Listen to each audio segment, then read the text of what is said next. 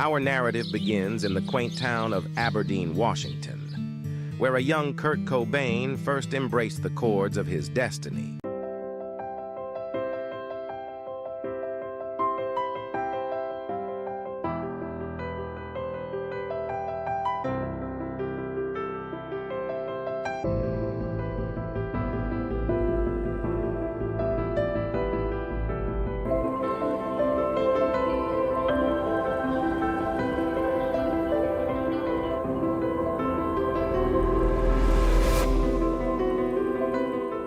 We delve into the genesis of Nirvana, tracing the roots of Cobain's musical prowess and the unique elements that set the stage for the band's explosive rise.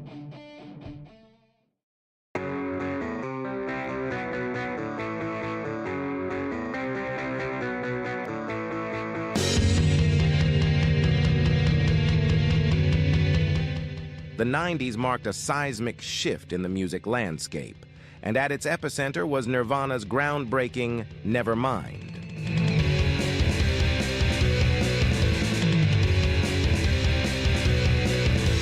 Nirvana's album Nevermind received widespread critical acclaim and is often considered one of the greatest and most influential albums in the history of rock music. The album's success was propelled by the lead single Smells Like Teen Spirit, which became a massive hit and an anthem for the Generation X. The album eventually reached #1 on the Billboard 200 chart.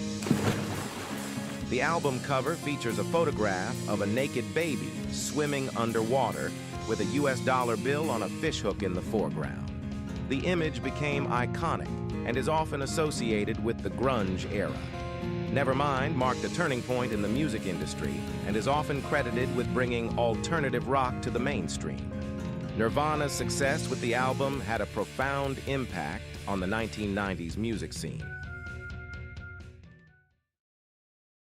How would you define the music of Nirvana?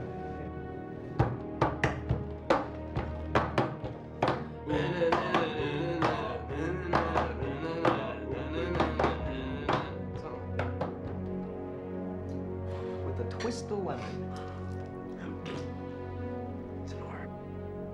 Punk rock should mean freedom, liking and accepting anything that you like, playing whatever you want, as sloppy as you want, as long as it's good and it has passion. I don't think that has anything to do with the music. And that isn't necessarily violence either. Yeah. It's fun. It's pure fun.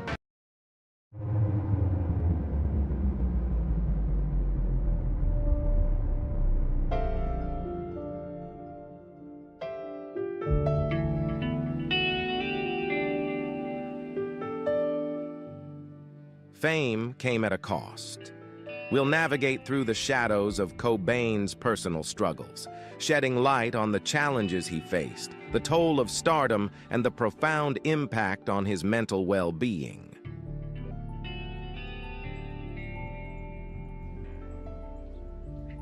Kurt, it's Francis's first haircut. All right? Despite his musical success, Cobain grappled with personal demons, including a heroin addiction and the pressures of fame. What if the big cock just... Okay. Shall I go down and get a bowl? Will you try and find the classical station on that? What's your fault? Why don't you finish your food? Is that what? It's all my fault. What's that bucket there? Mine. What's that bucket? It's my after dinner meal. His marriage to Courtney Love and the birth of their daughter, Frances Bean, added to the complexities of his life.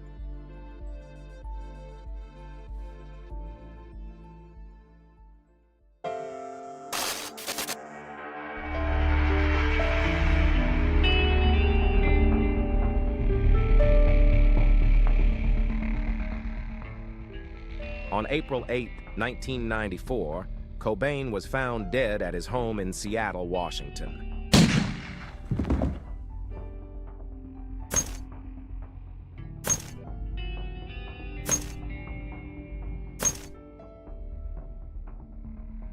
The investigation revealed that he had died by suicide, with a shotgun found near his body and a suicide note discovered at the scene.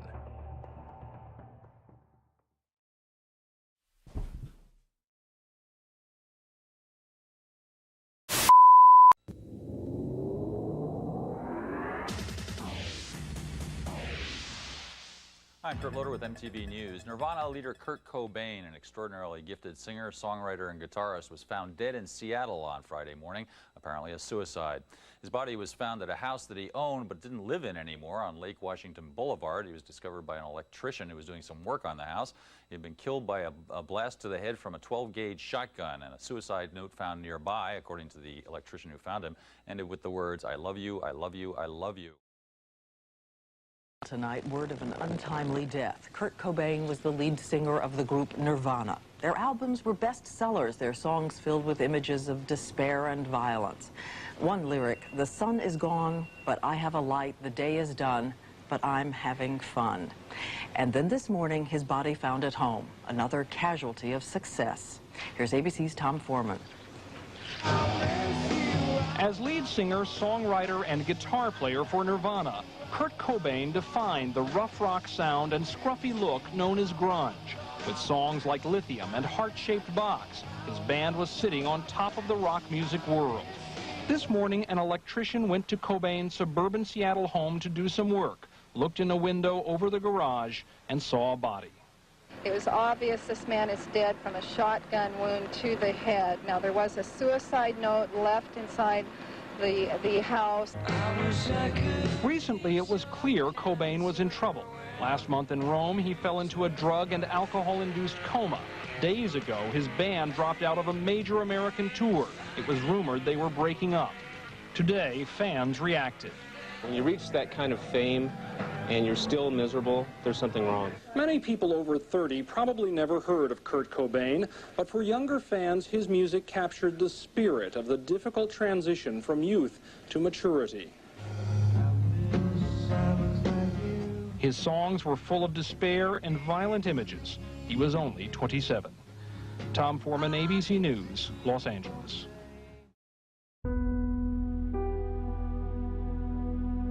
Despite a tragically short career, Cobain's musical legacy remains a timeless force. Through interviews with industry insiders, fellow musicians, and devoted fans, we examine the lasting influence of Nirvana's sonic revolution and Cobain's lasting imprint on the cultural landscape. As we conclude this journey, it's clear that Kurt Cobain's impact transcends generations. If you've enjoyed this exploration into one of music's most iconic figures, don't forget to like, share, and subscribe for more deep dives into the lives that have shaped our musical tapestry.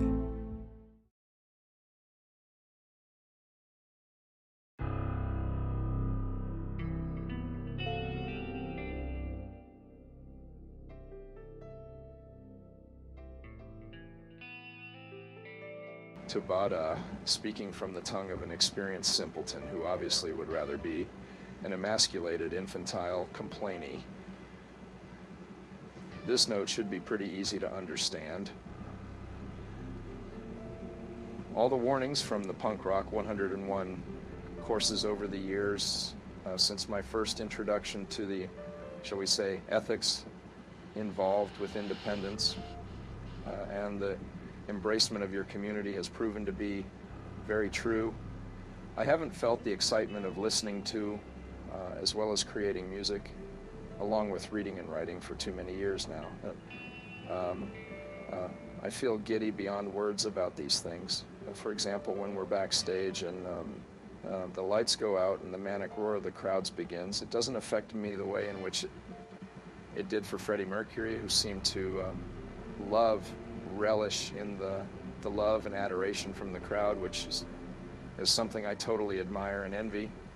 The fact is, I can't fool you, any one of you. It simply isn't fair to you or me. The worst crime I can think of would be to rip people off by faking it and pretending as if I'm having 100% fun. Sometimes I feel as if I should have a punch-in time clock before I walk out on stage. And I've tried everything within my power to appreciate it, and I do. God, believe me, I do, but it's not enough. I appreciate the fact that I and we have affected and entertained a lot of people us as it must be one of those narcissists who only appreciate things when they're gone. I'm too sensitive. I need to be slightly numb in order to regain the enthusiasms I once had as a child. On our last 3 tours, I've had a much better appreciation for all the people I've known personally and as fans of our music, but I still can't get over the frustration, the guilt, and empathy I have for everyone. There's good in all of us, and I think I simply love people too much. So much that it makes me feel too fucking sad. The sad, little, sensitive, unappreciative Pisces. Jesus, man. Why don't you just enjoy it? I don't know. I have a goddess of a wife who sweats ambition and empathy, and a daughter who reminds me too much of what I used to be, full of love and joy, kissing every person she meets because everyone is good and will do her no harm. And that terrifies me to the point to where I can barely function. I can't stand the thought of Francis becoming, the miserable, self-destructive death rocker that I've become. But I have it good, very good, and I'm grateful. But since the age of 7, I've become hateful towards all humans in general, only because it seems so easy for people to get along that have empathy, only because I love and feel sorry for people too much, I guess. Thank you all from the pit of my burning, nauseous stomach for your letters and concern during the past years. I'm too much of an erratic, moody baby. I don't have the passion anymore. And so remember, it's better to burn out than to fade away. Peace, love, empathy, Kurt Cobain. Francis and Courtney, I'll be at your altar.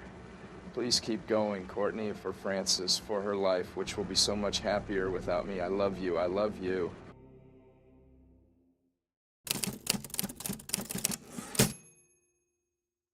Kurt Cobain died nearly 30 years ago. But one man has been following the case since and published what he claims is the official autopsy report, unviewed publicly until now. A private investigator named Tom Grant threw up this PDF on his Twitter account, writing, "Download link for a free copy of the Kurt Cobain autopsy report. This is the first time this report has been made public. From the looks of it, Tom has his own site that's been chronicling his investigation into the death case, dating back to when Kurt took his own life in 1994, and it seems TG's come to his own conclusions about it all.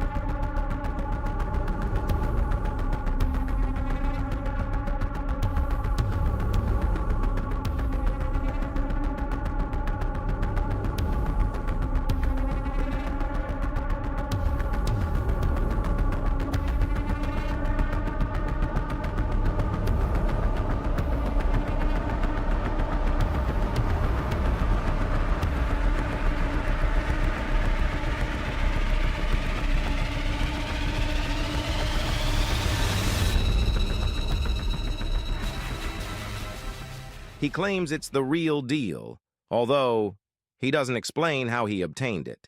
Kurt's autopsy was never released back then, and it all had to with some Washington state laws that prevent the disclosure of that type of info.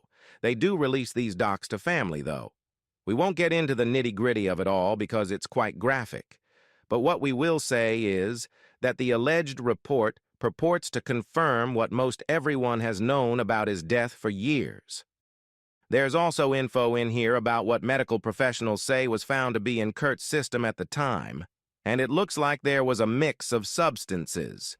We've attempted to verify the authenticity of this report, but King County officials wouldn't comment, and again, cited the Washington law.